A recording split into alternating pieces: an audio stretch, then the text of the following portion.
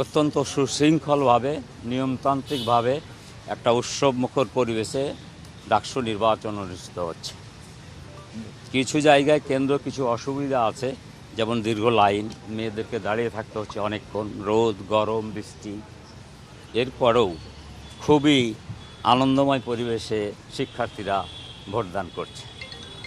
শামসুন্নাহার হলের ভোট যেখানে হচ্ছে ইউ ল্যাবে এবং ঢাকা বিশ্ববিদ্যালয়ের ক্লাবে, এবং জগন্নাথ হলের যে নির্বাচন হচ্ছে আরও দুইটি, সেটা ঢাকা বিশ্ববিদ্যালয়ের জিমনেশিয়ামে। সেখানে গরম এবং অন্যান্য কারণে পরিবেশটা খুবই অসহনীয়। এই অবস্থাকে উপেক্ষা করে শিক্ষার্থীরা কিন্তু ভোটদানের জন্য আগ্রহ সহকারে দাঁড়িয়ে আছে। এটা অনেক বড় পজিটিভ দিক মনে করি ঢাকা বিশ্ববিদ্যালয়ে ডাকসু নির্বাচনের জন্য। নির্বাচন কমিশনার এখানে 10 জনের যেখানে আছেন, এখন যিনি দায়িত্বপ্রাপ্ত মূলত আছেন জসিম সাহেব, উনি খুব একটা নাজুক পরিস্থিতি আছে। ওনার ছেলে 3 দিন থেকে লাইভ সাপোর্টে আছে।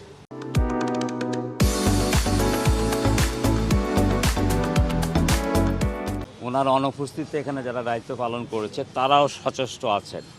এরপরও কিছু জায়গায় অসুবিধা হয়েছে সাপোর্টিং ক্ষেত্রে, যেমন সদস্য কর্মচারী, আমাদের কী বলে রিটার্নিং অফিসার, এরপরে পোলিং অফিসার যারা আছেন, সেখানে তাদের যে সাপোর্টটা দেওয়া দরকার, যেমন গরমের মধ্যে পানি, খাদ্য, নাস্তা ইত্যাদি, এগুলোতে কিছু অসুবিধা হচ্ছে।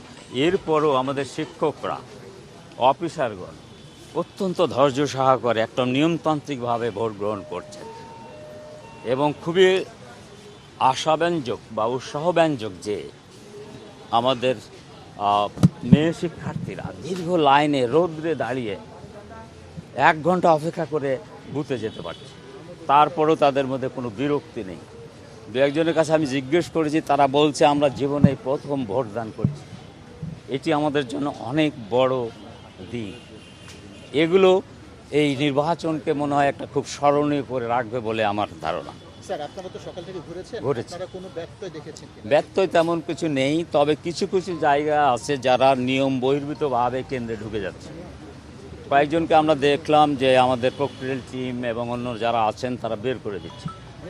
এই যে পর্যবেক্ষক কার্ড, এগুলো কেউ 2-1টা ভিন্ন ব্যবহার করে ঢুকে যাওয়ার চেষ্টা করছে।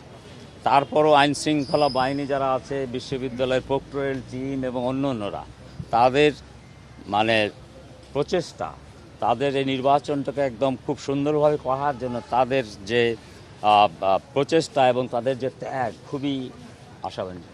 কারচুপির মতো ঘটনা না, এখন পর্যন্ত আমরা এটা দেখিনি, কোথাও দেখিনি। আমরা দেখেছি অভিযোগ করতে, কেউ হয়তো অভিযোগ করতে পারে, 2-1টা ছোটোখাটো বিষয়ে আমিও অভিযোগ করেছি, তখন দেখলাম যে তাদেরকে বের করে দেওয়া হচ্ছে।